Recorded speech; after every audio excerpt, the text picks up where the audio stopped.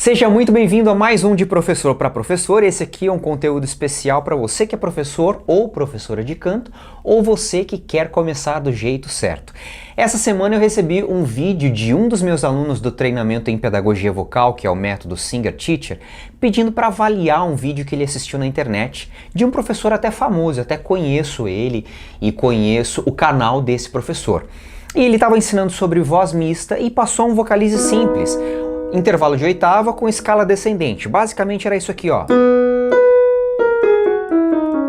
Ele saía de uma vogal aberta para uma vogal fechada e fazia toda essa escala descendente com essa vogal fechada, falando e ensinando sobre voz mista. Rolou algumas confusões ali na compreensão. Primeiro, sobre o que é voz mista.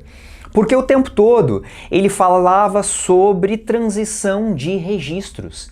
Então o tempo todo ele estava passando da voz de peito para a voz de cabeça. Isso não é voz mista. Então, professores de canto, passagem de registro, mudança de registro, conexão entre registros não é a voz mista. Voz mista significa você equalizar toda a tessitura vocal ou toda a sua extensão vocal, seja lá o estágio do seu aluno, numa mesma sonoridade. Então, simplesmente passar de voz de peito para a voz de cabeça não é voz mista. E isso acontecia todas as vezes que ele demonstrava o próprio exercício. A voz dele quebrava e mudava bruscamente o tempo todo. Então, esse foi o primeiro erro nessa compreensão toda. O segundo é justamente com relação à escala. Essa questão de você utilizar uma escala descendente, uma meia escala, graus conjuntos, para trabalhar a voz mista não funciona. A intenção aqui da oitava dentro dessa escala é bem legal, mas voltar com essa escala descendente não funciona para a voz mista. Então vamos compreender isso, porque professores, a escala que você está utilizando e que você está ensinando seus alunos, ela tem tudo a ver com a maneira que você ensina a técnica vocal, tá? Então, a melodia, o arpejo, a maneira como você ensina essa melodia dentro do vocalize, ela vai contribuir para que o seu aluno consiga de fato executar aquela ação, aquele ajuste, aquele registro específico, ou vai atrapalhar completamente. E era o que acontecia com esse professor o tempo todo enquanto ele estava fazendo. Ele demonstrava o vídeo, ele demonstrava o exercício e a voz dele quebrava bruscamente o tempo todo. Então, isso não é voz mista. E a escolha da escala tem tudo a ver com isso. Vamos lá, professores, se você quer ensinar conexão de registro, ok, não trabalhe com graus conjuntos, não trabalhe com a escala inteira. Por quê? Automaticamente, quando você trabalha notas muito aproximadas, a mudança de registro brusca tem uma tendência a acontecer sempre. A não ser que esse seu aluno seja um expert em vocalizes, a voz dele vai quebrar. A voz dele vai mudar bruscamente de um registro pesado para um registro leve. Então eu quero trabalhar conexão de registro para eliminar quebra, beleza. Trabalha com intervalos. Eu posso fazer o mesmo vocalize, só que ao invés de descer em graus conjuntos, eu vou descer com intervalo de quinta, terça e tônica. Então ao invés de fazer um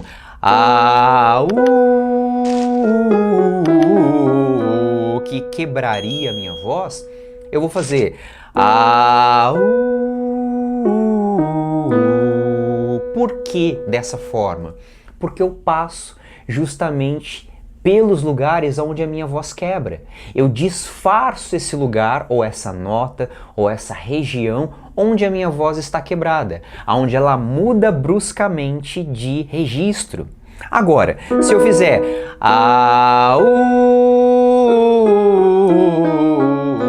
o que eu vou fazer? Eu vou fortalecer a região de quebra. Lembra lá de reforço positivo, lá da psicologia, que é aquela história de você reforçar algo que já acontece ou que não deveria acontecer muitas vezes? Se eu faço essa escala descendente Usando esses graus conjuntos, eu acabo reforçando essa quebra. Agora, quando eu trabalho com intervalo, eu disfarço aquele lugar onde a minha voz quebra e a conexão fica mais fácil. Se eu fizer isso oitavado, na região aguda,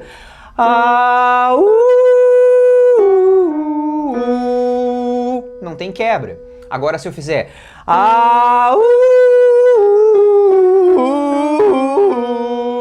e era exatamente isso que acontecia na voz do professor enquanto ele demonstrava o exercício. Estava errado. Completamente errado. Primeiro porque isso não é voz mista e segundo porque essa é a escolha péssima e errada para o exercício. Agora, com o intervalo correto, aí funciona.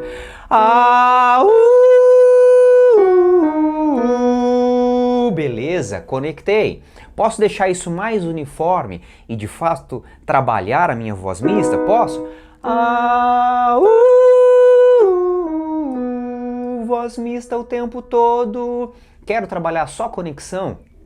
Saindo do registro de peito puro para o meu registro de cabeça, posso fazer